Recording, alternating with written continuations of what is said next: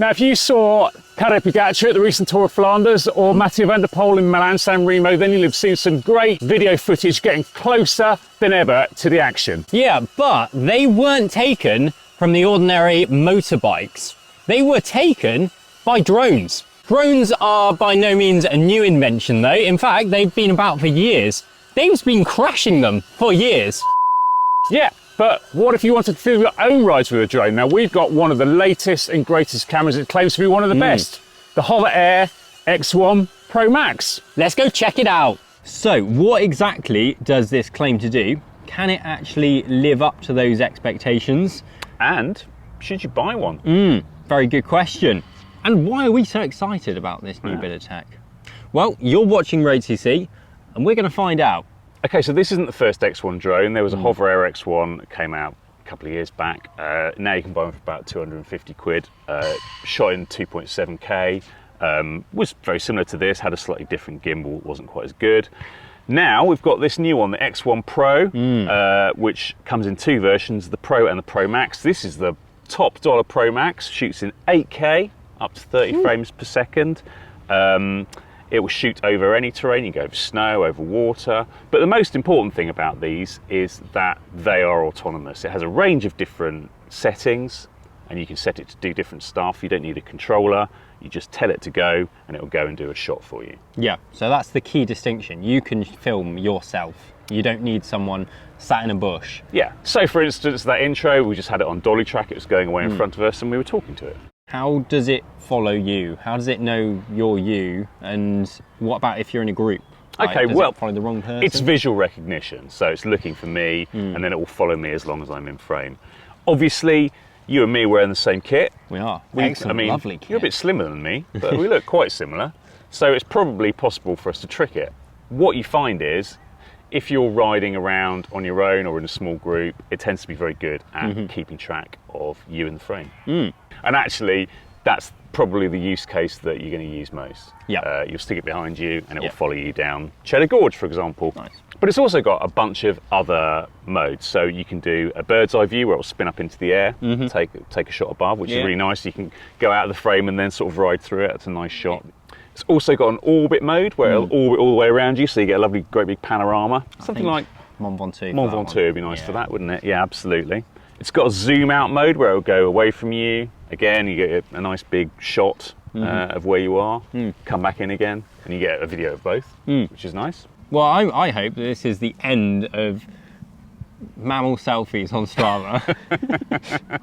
Now, I remember when you were playing with the original Hover Air, that it was very good at following up climbs. Yes. But you're a bit of a demon descender, aren't you? Well, I didn't even have to be fair. And you'd outrun it. Yes. So this new version, I assume they've made it a bit quicker? It is a lot quicker, actually. This will track you full time up to 42 kilometers an hour, and it will do bursts of up to 60k an hour. So if you are doing a proper fast descent, that's probably too much for it. Yeah. But actually, like going down the hairpins, and you know, just generally kind of going along a decent pace, it can follow you easily, which was a problem with the original X1. I've taken it up to the Mendips. I've done some test descents. I've wound it up to about 45 kilometers an hour, and it has stayed with me even in quite windy conditions. I guess it's absolutely pointless it being able to keep up if the footage you get off of it is rubbish. Yeah.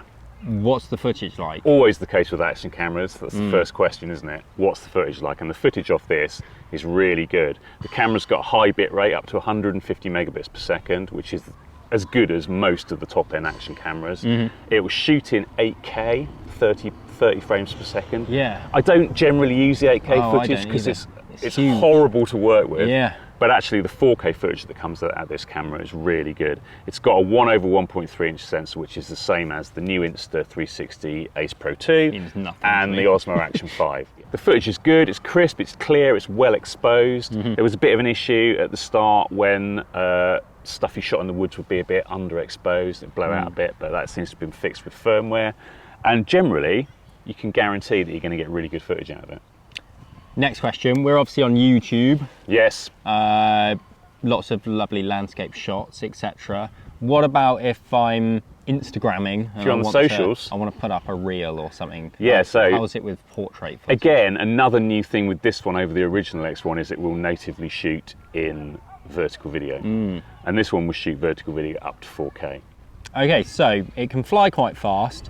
It's got all sorts of modes that you might want. It takes good footage. How usable is it? Does it crash all the time? It doesn't because crash. You've crashed a lot of drones. It doesn't crash all the time.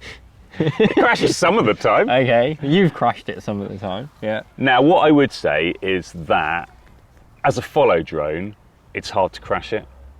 If it's following you, it generally does a really good job. There's a lot of stuff going on here. This is the ProMax. It has various sensors. Obviously, it's got a camera at the front. Yeah. And most of the object and obstacle recognition here is visual. So if you're going through trees, it can see the trees, but actually, mostly what it's trying to do is it's trying to follow the path that you did.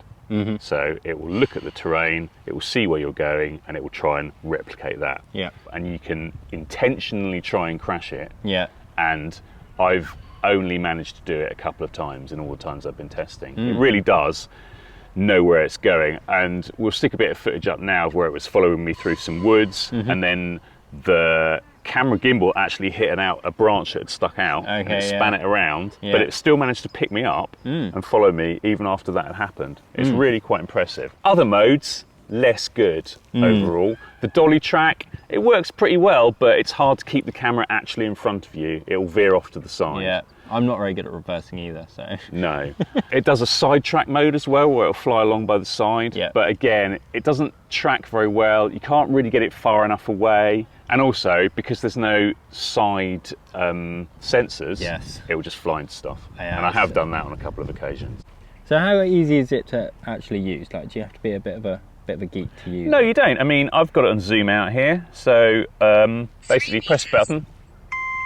It's like Mario Kart.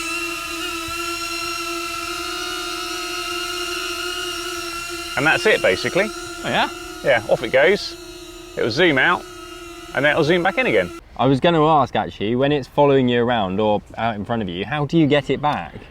That varies depending on the mode. So obviously, if it's going out and back, then you just put your hand underneath it, and it will land on your hand. Ah, okay. And also, if you're following, when you stop, it will move closer to you. If you're dolly tracking, if you stop for 3 seconds, it will come back to you. And if you're side tracking, you have to kind of do a gesture to tell it to come back, and then it will return. So as long as you know the gesture before you start, then, then you're fine.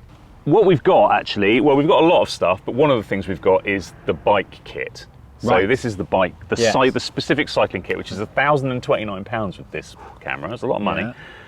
You get this natty bag, right, which is supposed to go over your top tube, but obviously it's in the way, so you can't really cycle with it there. That is where my knees normally go. Where your knees go.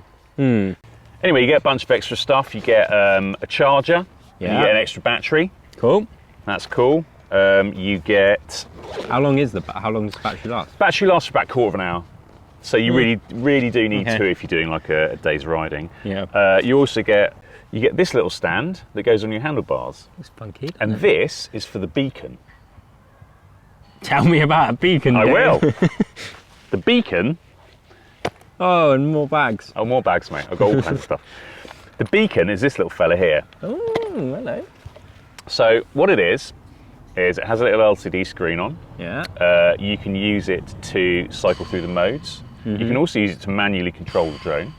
And it also has a microphone in it. So you can record audio, and the audio will record onto here, and then the app will sync the audio with the video and remove the noise of the drone. And also, clues in the name, it acts as a beacon. Oh, nice. So the drone has a better idea of where you are at all times. But that's not all, Jamie, because what you can do is you can add other stuff like this. Yeah.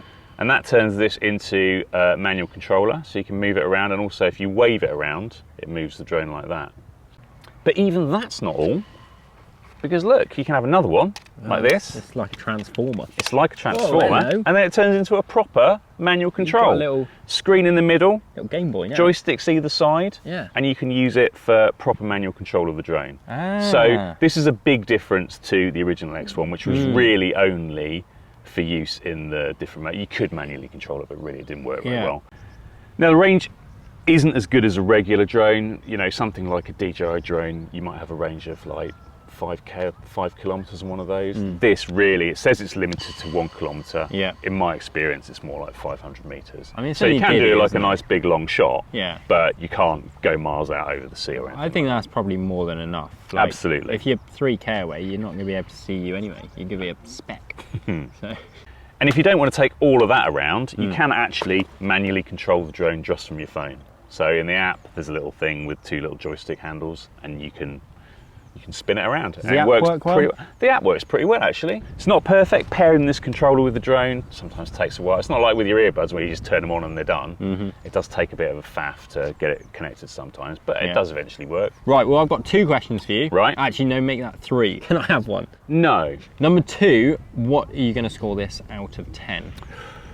Ooh, well, look out for the review on road.cc. I'll be doing a full review. It's difficult to say. I mean, I think it does really well the job that it's supposed to do. So I would say it's probably an 8 out of 10. But this is an expensive bit of kit. Yeah, that doesn't mean it's for everyone. Doesn't mean it's for everyone.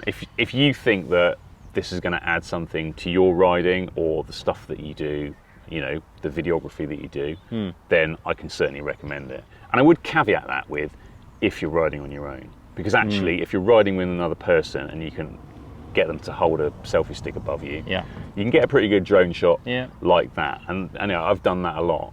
So, you know, there's certain things this can do that you can't do with an action camera. You know, the bird's eye thing and the zoom out and the orbit, all of that stuff adds something to your video. You know, adds a bit of interest, and that's a good thing here. And actually, if you're out on your own, you can make really good videos that are really engaging just with the one tool. Question 2, obviously it's a lot of money, and I know this is going to wind some people up as well. Do you think that in a few years' time we'll be all having drones following us, capturing everything? Everyone in my club seems to be an influencer. They're all riding around with 360-degree cameras on, etc. A few years' time, do you think we're all going to be followed around by drones? No, I don't think so. Good, because that would have enraged everyone.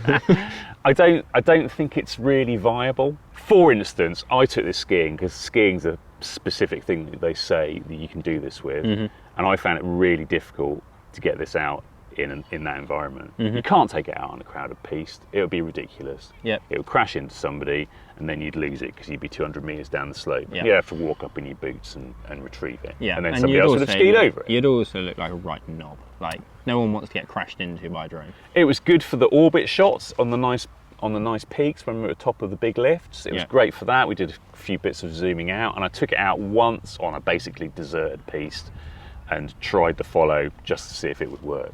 But realistically, I don't think you can use it like that. I don't think you can use it in a crowded city. I don't think you can really use it at a sportive, for example. Anywhere where there's a lot of people, where, you know, it will A, struggle to follow you, and B, be in someone else's way.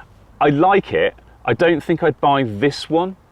So I don't need the 8K footage. It's got an extra visual sensor at the back, which I don't really think has made a great deal of difference given how many times I've backed it into stuff. But you know, there we go. I think what I'd go for is the X1 Pro. It's got 4K footage, but it's the same sensor, so the footage is going to be really good, and it's a bunch cheaper. And all the same modes. And all the same modes, same app control, same compatibility, same speed. Wow, there we go. What do you think of the Hover Air X1 Pro X? No! Hover Air X1 ProMax? Yes. That is its name? Yeah, it's well quite done. wordy. Let us know what you think of it down in the comment section below, as well as whether you think this is the future of cycling videography. Yep, let us know in the comments below. Thanks for watching this, and if you liked it, subscribe for more great content like this on road.cc. Andrew, this might be the last ever video you do. I'm not going to talk about the fact I put it in a river. No, okay. No, definitely not. Cut. Oh no! Collision detected. Please pay attention to the surrounding environment. We need to get it saying that.